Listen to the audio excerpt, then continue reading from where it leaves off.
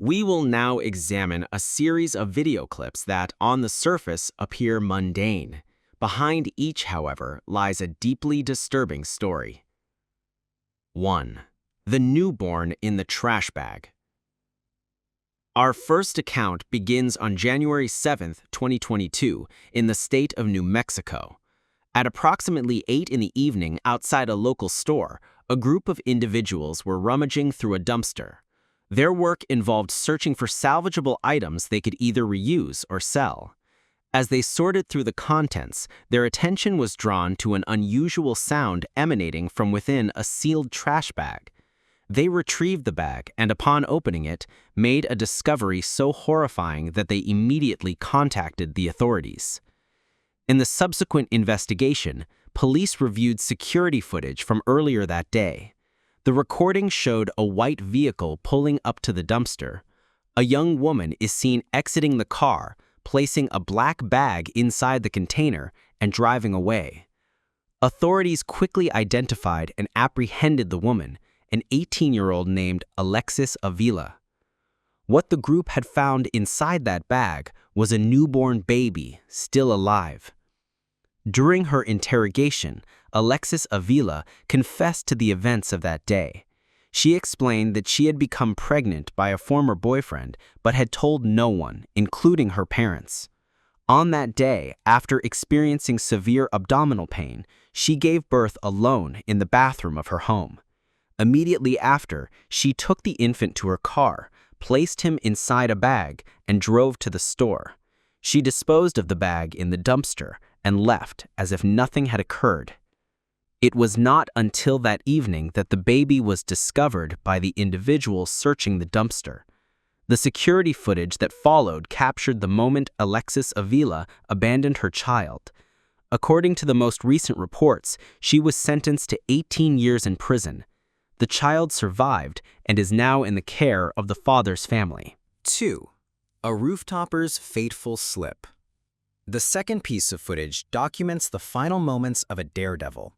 Before proceeding, it is necessary to understand the phenomenon known as rooftopping. Rooftoppers are individuals who ascend high-rise structures, often illegally, to capture videos and photographs of themselves in extremely precarious positions. In 2017, one of China's most prominent rooftoppers was a man named Wu Yongning. He was distinguished from others in the community by undertaking stunts that even his peers deemed excessively dangerous. He would balance on hoverboards at the very edge of rooftops and frequently hang from ledges by one or two hands. He performed these acts alone and, critically, without any safety equipment. One of his signature maneuvers involved lowering himself over the side of a building and performing pull-ups from the edge. His physical strength, particularly in his arms, was remarkable. In November of that year, a challenge was announced with a significant prize for the creator of the most viral video, 100,000 yuan. Upon hearing of this, Wu Yongning believes that winning the prize money would enable him to provide for his family and cover his mother's escalating medical costs. He was determined to win. For his attempt, he selected a 62-story building in the Huaiyan Center of China, standing approximately 448 meters tall. He took an elevator to the 44th floor and then climbed the remaining nearly 20 stories to reach the summit. Once there, he began to live stream. He lowered himself over the edge and performed his signature pull-up stunt, an act he had successfully completed many times before. When he finished, he began to pull himself back onto the roof, but this time it became evident that he could not. Onlookers watching the stream could see him struggling, his hands appearing to slip on the smooth surface as he tried to find purchase. Despite several desperate attempts, he was unable to hoist himself back to safety. After a brief and final struggle, he lost his grip and fell. 3. The Boston Marathon terrorist attack. The third piece of footage shifts from an individual tragedy to an act of public terror. The event occurred during the annual Boston Marathon, a centerpiece of the Patriots' Day holiday in Massachusetts, which commemorates the first battles of the American Revolutionary War.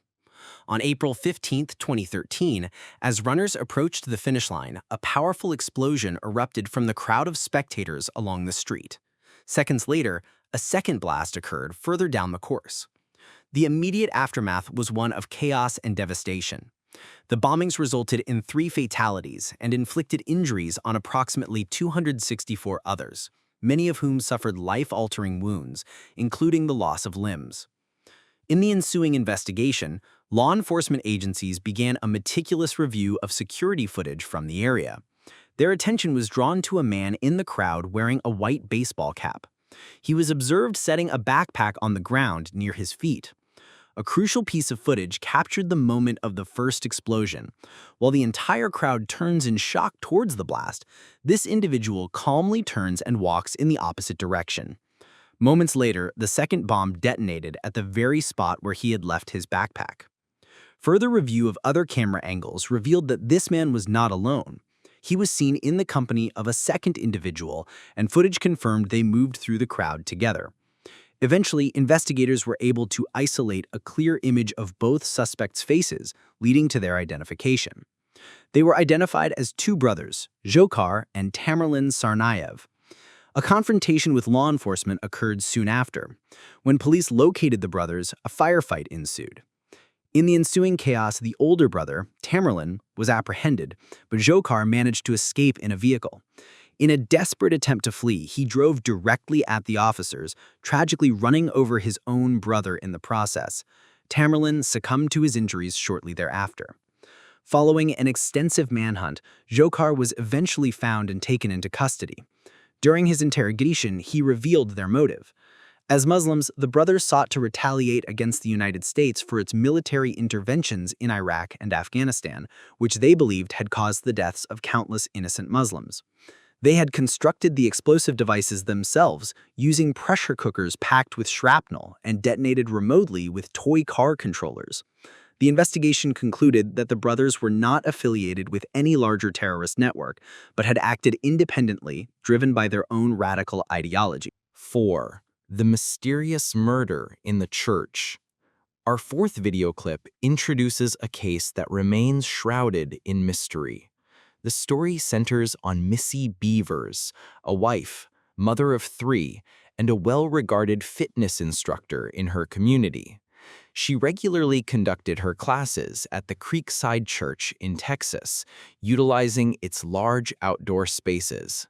On the evening of April 17, 2016, with a severe thunderstorm forecast for the following morning, Missy received numerous inquiries from clients about her scheduled class.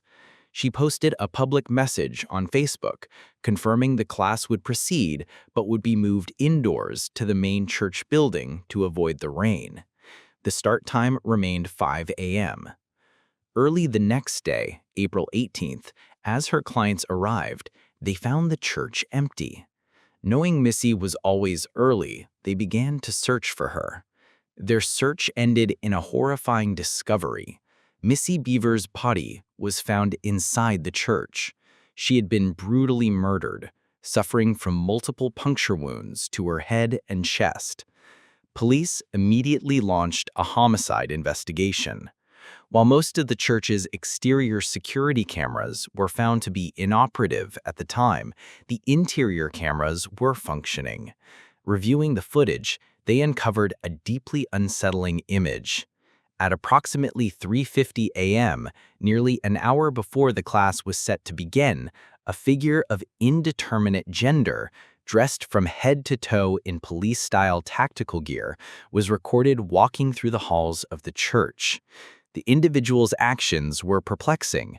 They moved through the church, shattering glass doors and windows, yet a subsequent search confirmed that nothing had been stolen. Investigators concluded that this was not a burglary. The perpetrator had broken in with the sole purpose of lying in wait for Missy Beavers. Due to the heavy disguise, which completely obscured the person's face and physique, visual identification was impossible.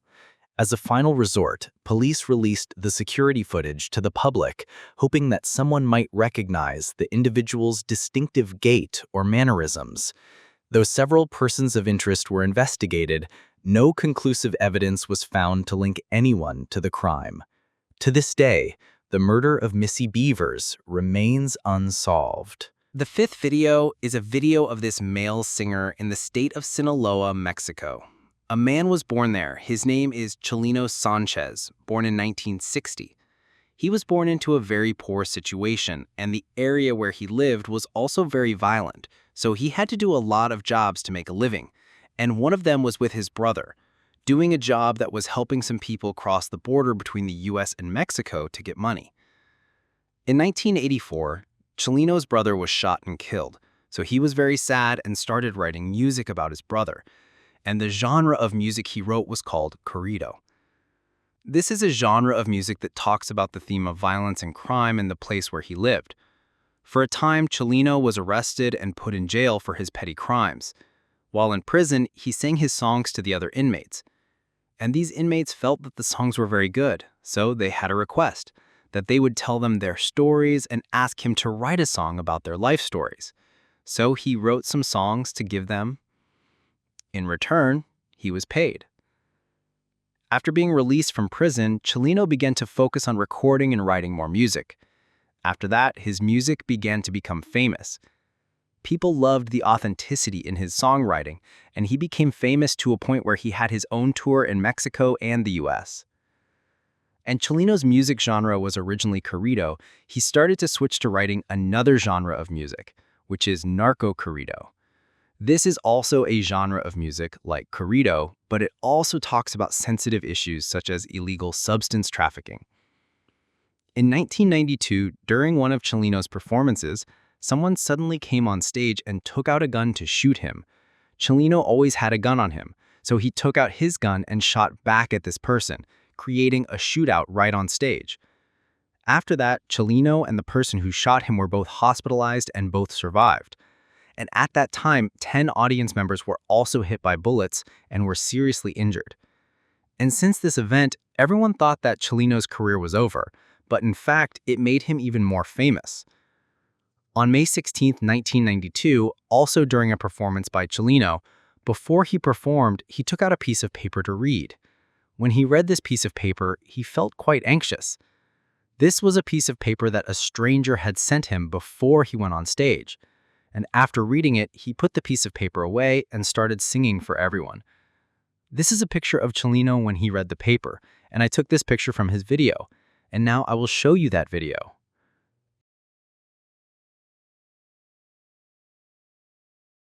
After he finished performing that day, everything ended very well. That night, he was driving home when a black car came and blocked his way. At this time, the people in both cars got out. The person in the black car showed his police badge and told Chelino that the police wanted to see him. At this time, Chelino also cooperated gently with the police. He followed them and got in the car, and then they drove Chelino away. The next morning, 2 farmers were walking and saw a body floating in a canal, and this was Chelino's body. It was clear that Chelino had been deceived and murdered that night. The piece of paper he received that night may have been a threat, and his killer has not yet been found. Number 6. The Fateful Ride of Yingying Zhang. The 6th video clip presents a story of promise, tragically cut short, captured in a chilling piece of surveillance footage. The case is that of Yingying Zhang, a brilliant visiting scholar from Fujian Province, China. An accomplished student who had graduated from 2 universities, Yingying arrived in the United States in 2017 to conduct research at the University of Illinois Urbana-Champaign. Her first days in a new country were challenging. In her diary, she recounted a time when she became lost in a heavy rainstorm. A kind stranger, a woman at a local laundromat, saw her distress and helped guide her safely home. Yingying was deeply moved by this act of kindness, an experience that stood in stark contrast to what was to come. On the afternoon of June 9, 2017, Yingying set out to sign a lease for a new apartment. The journey required her to take 2 separate bus routes. She left at 2 p.m. and was never seen alive again. When friends were unable to contact her, they reported her missing.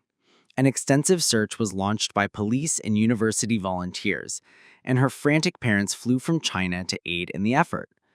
But the search yielded no results. The investigation stalled until authorities discovered a crucial piece of street-level surveillance video from the day she vanished. The footage shows a black sedan and a young woman standing near it, who is almost certainly Yingying Zhang, In the video, she can be seen waiting at a bus stop. After a few moments, a black car pulls up beside her. The footage shows her speaking with the driver for a moment before she opens the passenger door and enters the vehicle. The car then drives away. Although the car's license plate was not visible in the footage, investigators were able to identify the make and model as a Saturn Astra. This was an uncommon vehicle in the area, with only 18 registered in the county. This crucial detail allowed authorities to narrow their search, which quickly led them to a man named Brent Christensen. Like his victim, Christensen was highly intelligent, holding a master's degree in physics from the very same university. During questioning, Christensen admitted to picking up an Asian woman, but refused to provide any further details. However, investigators discovered damning evidence, including traces of Ying Ying's blood in his apartment. The case was ultimately broken open when Christensen's girlfriend, to whom he had confessed his crime, agreed to cooperate with authorities and act as a witness against him. The full story was pieced together. While Ying Ying was waiting for her connecting bus, Christensen approached her posing as an undercover police officer and offering assistance. After convincing her to enter his car, he drove her not to her destination, but to his apartment, where he murdered her. Christensen had no prior criminal record. It was revealed that he had been suffering from severe mental health issues and had developed a dark obsession with serial killers, which he researched extensively online. He was ultimately convicted and sentenced to life in prison without the possibility of parole. 7. The abduction at the coffee stand. This story centers on a chilling piece of surveillance footage from a coffee shop and the tragic fate of an 18-year-old girl named Samantha Koenig. Samantha came from a modest background and worked a solo shift at a small coffee stand called Common Grounds to make a living. On February 2, 2012, Samantha's boyfriend grew increasingly worried. He had been calling and texting her repeatedly with no response. After failing to reach her by any means, he went to her father's house to see if he had heard from her. When her father confirmed he also couldn't get in touch, a sense of dread set in. Together, they reported her as a missing person to the police. The police had only one lead, the Common Grounds coffee stand where she worked. Knowing it had a security camera, they immediately reviewed the footage. The video from the night of February 1st, the day before she was reported missing, showed Samantha working as usual. But then, the scene took a dark turn. Suddenly, Samantha is seen backing away, raising both hands in a gesture of surrender. Her next actions were bizarre. She turned off the lights in the coffee stand. In the final moments of the footage, two figures can be faintly seen exiting the building. Police believed one was Samantha, accompanied by an unknown individual.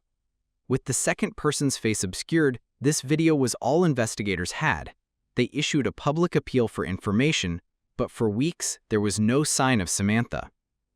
A major break in the case came nearly 3 weeks later, on February 24th.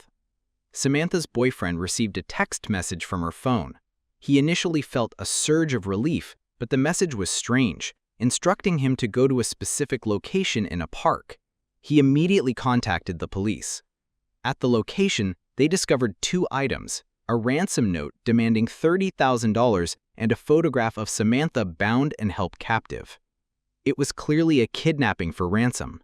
The note instructed them to deposit the $30,000 into Samantha's own bank account, indicating the kidnapper intended to use her debit card to withdraw the cash.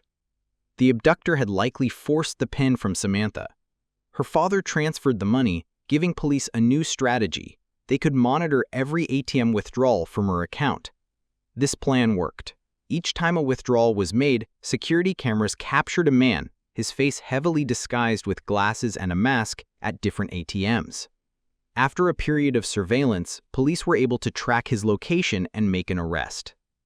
The man was identified as Israel Keys. He was taken into custody for questioning. Initially, Keys denied any involvement, but under pressure from investigators, he confessed to everything he had done. Keys's confession painted a horrifying picture of what truly happened that night, revealing the context behind the strange surveillance video. He explained that he approached the coffee stand, pointed a gun at her, which is why she backed up with her hands raised. He ordered her to turn off the lights. His initial plan was simply to rob the stand. He reached through the service window and took the cash. However, he then made the impulsive decision to kidnap her. Keyes climbed through the window, closed it behind him, and then bound Samantha. He forced her out of the stand at gunpoint and into his vehicle. He drove her to his home and locked her in a shed. The next day, he murdered Samantha by strangulation. In a shocking display of cold-blooded normality, Keyes then left for a pre-planned cruise with his girlfriend and daughter. When he returned home, he found Samantha's body in the shed, largely preserved due to the freezing weather. It was then that a gruesome idea formed in his mind. To create the illusion that Samantha was still alive for the ransom photo, Keyes took her body, applied makeup to her face, and grotesquely used fishing line to sew her eyelids open. He then took the photograph that would be used in the ransom demand. After taking the picture, he dismembered her body and disposed of the remains in a frozen lake. The investigation would later reveal that Israel Keyes was not just a kidnapper and murderer, he was a meticulous and prolific serial killer, responsible for numerous other slayings across the country that had gone unsolved for years until his capture for the murder of Samantha Koenig. If you found this video informative, perhaps I will cover more in a future one. Thank you for watching. For now, goodbye.